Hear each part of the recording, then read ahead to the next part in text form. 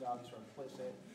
But basically what we will be discussing today, and of course working on, some of you playing, is on how if you add an extra layer of rules to already existing games, or an extra layer of analysis to games that might seem inconsequential, you can actually get students to reflect on what they believe. I am using a new technology that's not PowerPoint, so if something goes wrong, please bear with me. So overview, the first thing that we will do is, if you'll humor me, I'd like to talk a little bit of what theorists and researchers have said about games and values. This should take no longer than 2 minutes. Then we will play a little bit of Jenga, a modified version. You guys will be teaming up and competing against each other. And this is an activity that you can use pretty much for any level and for any course. If you're teaching English, grammar, if you're teaching physics or math, you can do that as long as you modify the questions. Afterwards, we will be looking at a game, a very basic game designed during the 80s called Missile Command. One of you will be coming up here and playing Missile Command. And then we will be talking about the values that that game presents, even though they are not obvious at first glance. Afterwards, we will be looking at a couple of gameplay videos from online games. So it's that kids log on and they play with people from all over the world. Said that games foster a love for learning. His name is Paul Hewitt, one of my favorite people, writers. Research has shown that gamers actually develop social skills, especially when they play online. They put on their headsets, and even when they're trying to cuss at each other, it develops some sort of relationship that they might not get if they're just home watching TV. And then, of course, a sense of responsibility, especially when they're working, when they're playing games where, which require a team integration.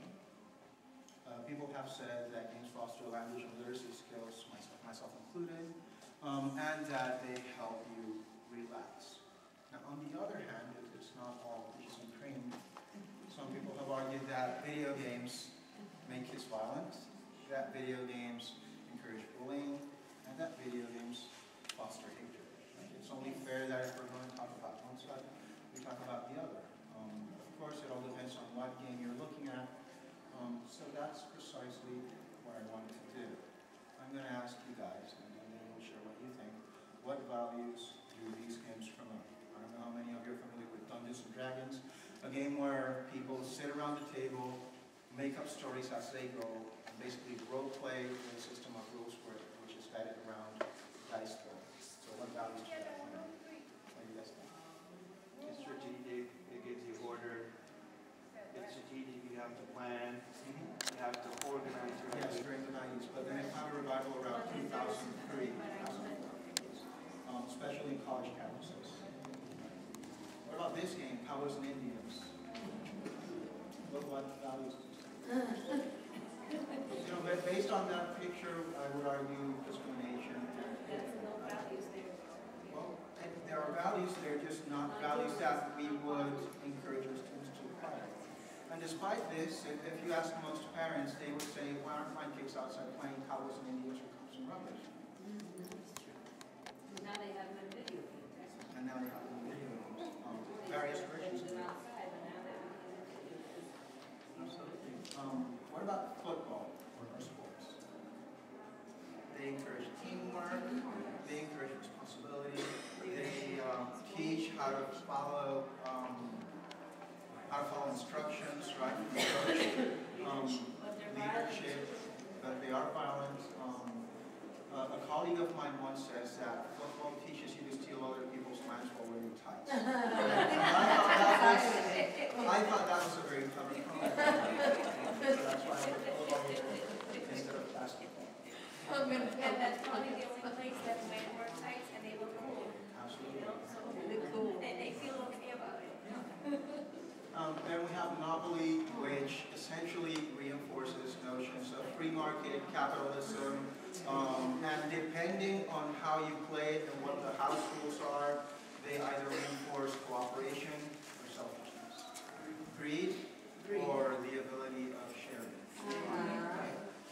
So it all depends on the house rules. Absolutely.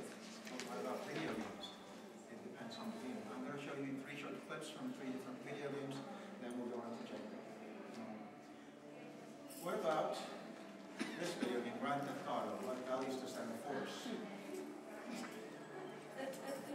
It's in a hospital. He's in a mission to kill a drug lord. And of course, this one reinforces violence, to be separated from reality in a certain way that some violent movies might also reinforce, but perhaps to a greater extent because kids are actually invading. How about this video game? You play online, you connect with other people. It's competition against the other team, but also teamwork with your own. Now, before I show you the next clip, I want to show you a quote from this most excellent 19th century poet, William Wordsworth, who said, "Poetry is a spontaneous overflow of powerful feeling. It takes origin from emotion reflected in tranquility." Keep this in mind as I show you this video from a video called Flower. ¿Perdón? El de la tarima.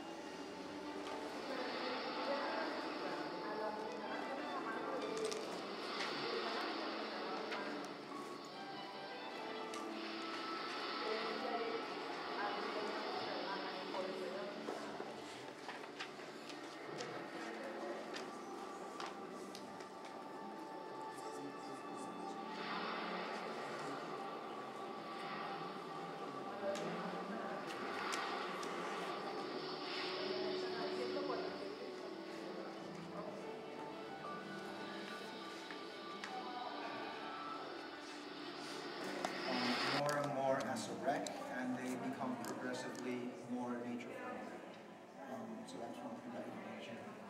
That's it for videos. Let's go for classroom Jenga. Right? I'm going to ask, I think we have enough people, so I'm going to ask 9 of you to step up in a bit. The additional layer of rules that I was talking about earlier on. Basically, we're going to have 3 groups of 3 or 4 people. I will ask the first person from team number 1 to answer the question. If they answer that question correctly, everyone from the other 2 groups will take out a block and put it on top. If they answer that question incorrectly, everyone from that group will take out a block and put it on top. Then I'll ask the same to student number 1 from the second team, and student number 1 from the third team. We'll go back to student number 2 from the first team, so we'll be cycling through. And of course there are various different variations that you can do with this. You can decide when the game ends. For this presentation, the game will end either when the first tower falls or when the questions run out. So who wants to be the first volunteer to come on here? All right, go ahead, miss. Since you were the first one to volunteer, you will be able to play when it says home. Right?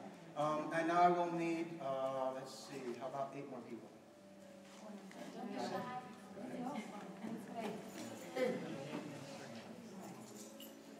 I've never played Jenga, so. Let's see, we have 4 people, at least 2 more. There must be 2 more to have. Right, 7, 8?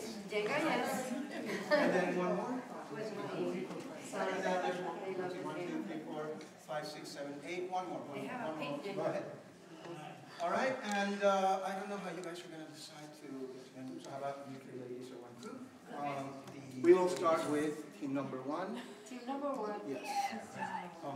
And your question would be, according to astrophysics, what is the exact moment during the Big Bang when time began?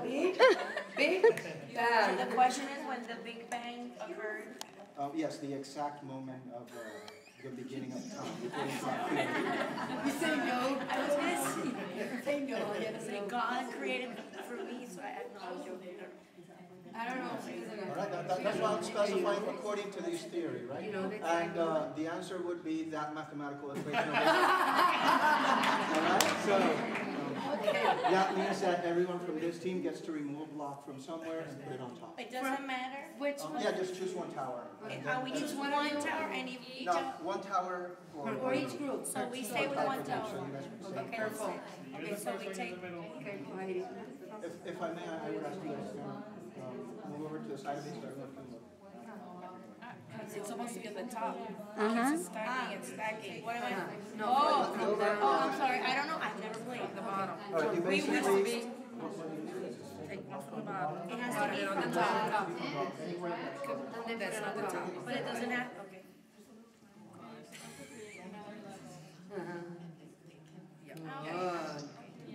Pretty good. It's your turn. and then everyone from the team gets to do You that. have to And while you guys remove the block, I'm gonna go ahead and ask the following team, all three of them, because that's our own tower. because that's your own tower. But because we didn't know the answer. Because you didn't know I the wanna answer, know- you get to basically shut down every tower. Right? And if you do know the answer, the other teams get to chop at their tower, right?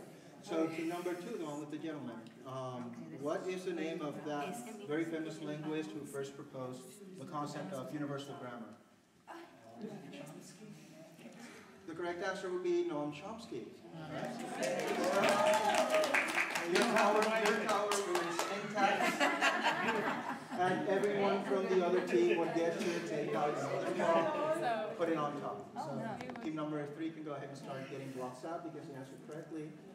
And team number 1, because they answered correctly, you get to take out some more blocks. We have to take it out. Oh, that would We have to take it like Ours is gonna topple. no, that wouldn't be fair. But why are they taking it? Well, because I asked them a question. So we have, you Right, have guys, to take now. one. Everybody else has. Sorry, Yes. we're getting punished. If I may. Guys, if I ask them a question, they answer correctly, then the other groups get punished. Can I put If it I ask back them in a the question, space? they answer incorrectly, Okay, I then can't they fill get in punished. spaces. You can't fill in spaces, you have to go to the top. Right? So I'm gonna go ahead and ask team number 3 their question. Who was B? Yeah. I'm sorry, where is it? Group number 3, who was B? Yes. Who was B? Yes. Think back to the medieval ages. Oh. Probably. All right, well, B was a famed historian from the Old English period. Right? So everybody has to take So, one. team number 3, you did not answer correctly. You're going to skip the next question so that each group gets one. Group number 1, what game are you playing right now? Jenga. Jenga, that is correct. Okay. Hey! So everyone from the other groups get to take a block from the bottom. That includes group number 2, which so far has the main All 3 of us, right? Yes. You take From any place? Yes, from any place. And let's see, what if right in the process of what we're doing, it topples, then it's Then your over. team loses. It's over, okay. I don't think that any of the towers are going to topple in this game, but I will tell you when that happens, when we run out of questions and no towers have toppled, what team wins. Oh, okay. I'm going to tell you. All right, so the next question will be for team number 2, and that question is a scientific theory that explains or attempts to explain how the universe was created. Big Bang Theory, right? And there's a little diagram of it. So you got the answer correct. The other 2 teams get to remove blocks and put them on top. So now you guys have to take. And the last question for team number 3, a well-known Web 2.0 streaming site owned by Google. A what? A well-known Web 2.0 website owned by Google where users upload videos for team number 3. 3. Okay, 3. A well-known Web 2 video streaming site owned by Google that Video streaming website. load rate and I'm sorry. That might be YouTube. All right? Team number 1 and team number 2 get blocks. But I know the answer. So how many we take each other? Eso es, ¿viste? Then it goes here. Yeah, it's okay.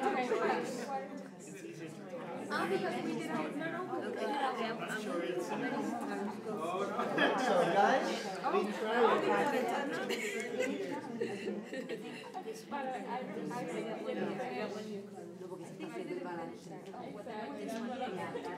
All right, so guys, thank you very much for your participation. Oh, we want to keep playing. No, What team won? We did. I'd say that team number 2 got first place because their tower is the smallest. Great. From the other 2 towers, they're the same height, but the one from team number 3 has 1 block less on top. Oh, but I just looked at them. So, then you cost your team a tie. Oh. All right, so thank you very much. Thank you. The lady who volunteered first, you get to take one of them home, so remember to do that at the end of the conference. Right, at the end of the talk. Now, what values were in motion here, right? Remember that this activity you can use for physics, English, math. Teamwork, decision A lot making. of them, but there's something that I like to call the 4 A's of gaming, at least applied to this game. The first one is an online version of the handout that you guys can download. I have a question. Yes. The groups, what should be the minimum, the maximum? Well, it really depends on what rules you want to add on top of the ones that I've explained here. For example, last night I was playing with my mother and my sister a sort of family trivia question, and we would ask ourselves like, what's your uncle's third last name? And so on. So it could be as few as 1 per group, or I would say no more than 6 students per tower. Okay. But ideally 5. Ideally 5. Ideally 5. Per tower. Yes, that's what I believe. Okay. And of course, this game measures attitudes. How do you feel towards the class? How do you feel towards your classmates whom you're working with? And how do you feel towards your discipline? Some students might say, this game is amazing, but I don't know the answers. Others might say, I know the answers, but this game is boring, and so on. Right? There's different variations of how you might think, and this kind of brings all that forward. And then, of course, attention, it gets students to participate. I usually do this after we do the activity, and they do pay attention, and they show up. Now, the second game that I wanted to talk about is Missile Command, this very rudimentary activity type service that we're doing from the 80s. I don't know how many of you are familiar with it. All right, well, would you like to try? All right, volunteer to come up and play Missile Command. Come up.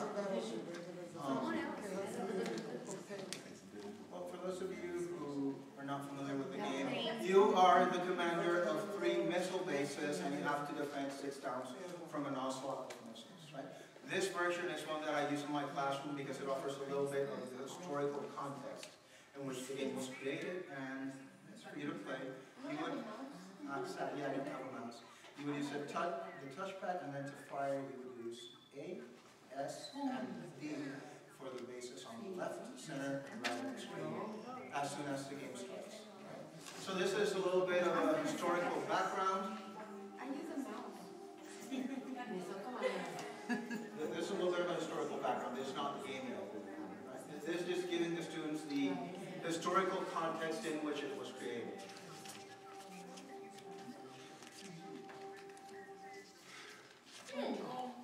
That's a direct reference to the chair. I don't know if you guys can see it. No.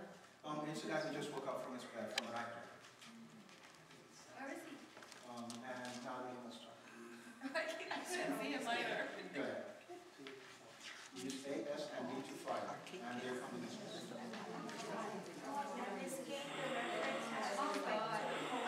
That's correct. They're killing me! You only have 1 base left. And 2 cities. This is not working. It's not working. Look, it's not working. Oh God.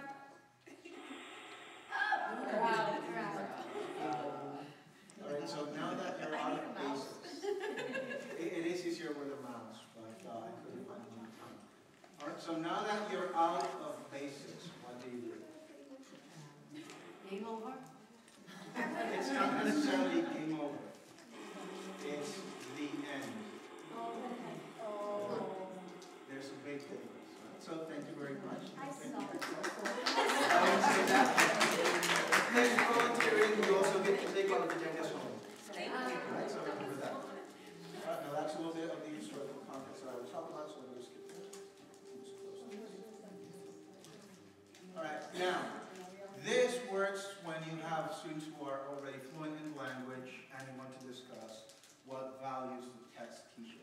like we do with traditional literature, Shakespeare, or any other story, right? So what values does missile command share? Well, first, believe it or not, non-violence. You guys control 3 missile bases. You are shooting missiles at incoming missiles. How many of those did you shoot at your invisible enemy? 0. How many of those did you use to defend your cities? All of them. So it's not so much, let's attack the enemy like many modern video games do, where they immerse a player in this world of I am the god and I will kill everyone. The game purposefully puts the player in a place of weakness so that they can act in reaction to oncoming violence by defending themselves. It's not offense, it's defense. Protect yourself. It talks about facing challenges. Why? No matter how many incoming missiles you shoot down, more will always come. There is no possible way to win this game. And yet, despite that, that's our spirit just showed we want to keep playing. We want to keep protecting the cities and the people that live in them to maybe give them a little more time of hope despite the incoming attacks. Right? More importantly, moral choices. You have to weigh the value of a city versus the value of a base. If you don't have any bases, you can't protect the cities. But you don't really lose the game until you lose the cities. So what's more important, the million of people who live in the cities, or the soldiers who are under your command, who trust you and have put their lives at your mercy? Right? So when students play this game, and you talk to them about the historical context in which it was created, and you talk about the mechanics and how they explain these values, they will come out with a greater level of respect for people who have to make these choices on a daily basis, right? And of course, like you said at the beginning, this was created during the Cold War out of the fears of the author, who said, after I created Missile Command, I would wake up in the middle of the night from a nightmare where I'd see streaks of light coming in, and I would be up in Santa Cruz Mountains, and I'd see it hit Sunnyvale, and I would know that I have less than 45 seconds before the blast reached me. I had this nightmare at least once a month for years after I created Missile Command. So when you explain this to your students, it adds an extra level of context, an additional layer of values that your students can learn from. Right? And of course, I chose this game because it has very basic mechanics. If you use games that are narrative heavy, then you can also incorporate the stuff that the narrative adds to their mechanics.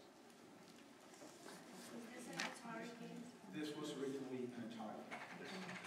Because I'm thinking that I bought my son many years ago, like a console that you can attach to, like the classic Atari. I'm thinking if I want to see it. Yes, If I have it, it probably does. maybe I can take it and I would control it out. No, pero that's a controller. Yes. It's like a controller that has different games and I'm wondering, it has Pong. Yes, those consoles usually have Pong, if you're looking at Pac-Man. They usually have Missile Command, Space Invaders, and a couple of others. Yes. And all of those games, by the way, do teach values. You just have to look at them critically and basically try to figure out what they're saying. If it gets accepted, I wrote an article about how to do this, how to analyze games, that will be coming out with the PRTesol grant that you should be getting by now at some point. And then, of course, the most important value, I think, is explained through visuals. At the end, someone said game over. I said, no, it's not game over. It's the end. There's a big difference. What's the difference? Well, when it's game over, you just stop playing the game. When it's the end, it kind of shocks you, especially when it's across an incoming blast. You kind of see that there's really no winner. It just ends. At least for me. Third thing that I want to talk about is the MMORPG, which apparently is slightly more fun than homework. Those are the games where kids connect to servers that are somewhere in California usually, and they play with people from all over the world, communicating in, depending on the community, English or some variation of English. Now granted, yes, that stands for Massive Multiplayer Online Role-Playing Game. That's like all the games. Not all of them. Not all the games. That's basically a game genre example, for a book, you would say, well, there's the novel, there's the poem, there's science fiction, there's fantasy. For video games, you would say, there's the first-person shooter, there's the strategy, there's puzzle, and there's the massive online multiplayer. Right? And then within that, you have a lot of games like Warcraft, Fiesta, EverQuest. Gears of War and all of that. That would be more of a shooter. Basically, if you can connect online, play with other people, and perform quests as a team. It would Okay, fall quest under as a this. team. Yes. And I will be showing you two videos about how this reinforces teamwork. Might be before I shoot a video, let me go back for a second. And even though, I want to say, even though these servers are mostly online, people can connect to them randomly, you can have your school's tech person set up a server for your classroom with the use of software that I can't give you because I don't have the license to do that, but I will tell you the name at the end of the conference. You can have them look it up and set up a network for your classroom or for your school. And then kids can log on and do that, which I've also done successfully. At least as far as students are concerned, the administration for me is expensive. Alright, so here we have the first video. We have one of my characters. It's a level 5 melee character, someone that's supposed to attack, but it's pretty weak. And what we're doing here is we're trying to repel an incoming invasion of monsters from coming into the town. What you see in the bottom left corner here, this is the chat screen. I apologize for going through the This is the chat screen, and as we go through the mission, we're basically communicating. You need to help me, I'm over here. I need some live presentations and so on. And as you can see, the first thing that I do is find my party members, which are these people. These are the guys who are helping, and you can see we're making pretty good progress. We're playing that character that's right there in the center. That's my character. And of course, you can see that I'm staying a little bit behind because it's a pretty weak character right now. Right, so that's the big monster that's trying to attack town. We're going to go over there and attack him. We're all working together. At this moment, there are about 14 people still left out of the 15 that started.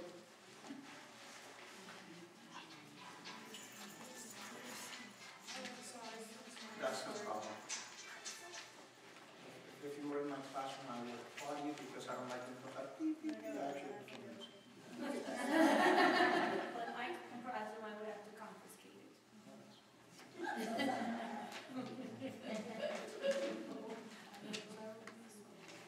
Alright, so here we see one guy who's in trouble, so I do his rescue. And how is school going? You're showing us like a model, something that Yes, this is a model. we could apply to. Absolutely. Yeah. As far as I'm in that position, all these games have quests where the characters will tell the players, you need to go somewhere and collect so many flower petals or get so many big skins, that kind of stuff. And then you would have your character do that. They would have to coordinate with other players. If you have the classroom server, you would tell them speak in English, I'm keeping a log. If they're doing it in an international server, then usually the common language is English. Or if their server is located in Korea, some version of English. So there would be at least a reading part. And depending on the game, some of them do allow for you to communicate through the microphone. But for those who need to pay a subscription. As far as values are concerned, here you saw that my team and I successfully completed everything because we're working on a team. Now let's look at a video with the exact same character, now stronger, now with better weapons, now with armor, and I'm going to try to go at it alone because I'm a superhero. How many of you have heard that mentality from your kids? I'm a superhero. And I used to say that all the time. So there I go, I'm on my own charging head first. Very soon I will bump into my first team of enemies. Remember that here I'm level 13, in the previous video I was level 5. So naturally here that I'm stronger, I should do better, theoretically. But here I'm alone. And so monsters have beaten me. Yes. I use my extra life, so I revive, I try to go out again, and they defeat me again. I use my last extra life, I revive, and they beat me again. Precisely because I'm not working as part of the team. So that's what happens with my. So So what values do these types of games teach? They teach, of course, computer literacy. If you don't know how to use computers, you won't be able to navigate through these very complex worlds. And if you see that image, that's one of the more complex games. The ones that I showed you was a relatively simple one. They teach language skills. You have to constantly be communicating with your teammates. Of course, teamwork and social skills. You need to talk with others. And responsibility. You need to, like we talked earlier, play a role and stick to what you're doing. Now, some people might say, I don't really want to use video games in my classroom because of negative stereotypes. They might think, well, that's what a person who plays video games looks like. But you also need to remember that this is also a person who plays video games. Right? So, you know, my advice would be for you guys to be open, try out these things. And what I've given you here is a sort of start on how to implement that, and from there you can look at the PRTesol piece coming out and see how you can apply that to other games. Right? So, questions or comments?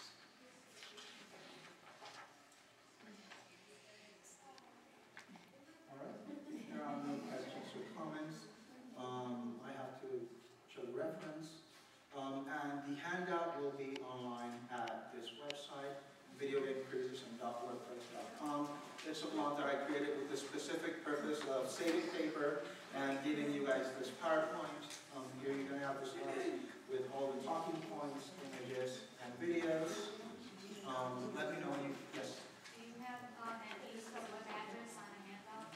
What's that? The web address on a handout? I'm sorry, I do not.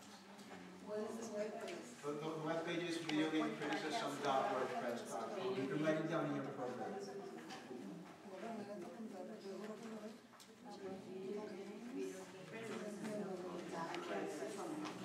And let me give you a minute so you can write it down or take photographs with your own, and then I'll show you what the page looks like.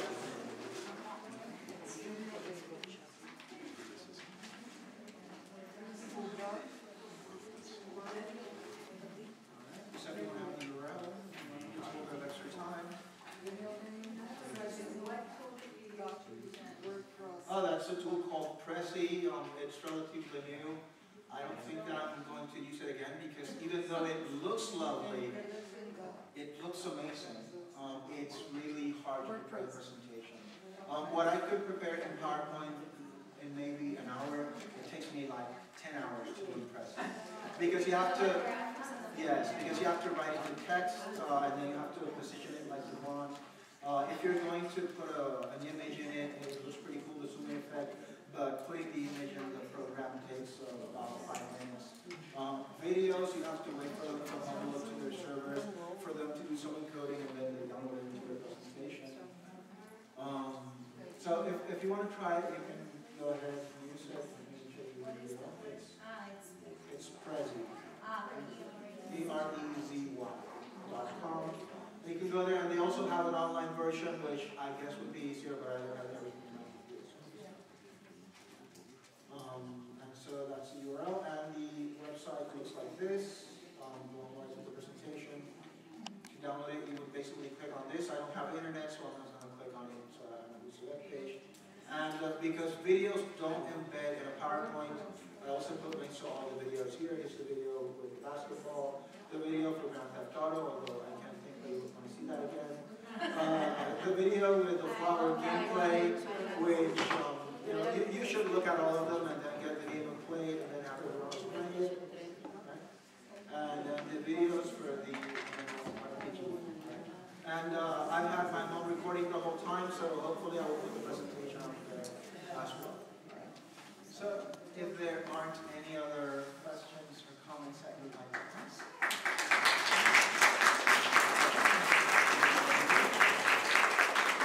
So the two ladies who so graciously volunteered before everyone else, remember to take your Jengas, and we can leave 5 minutes before everyone else to lunch. So, you've been wonderful. Thank you for coming.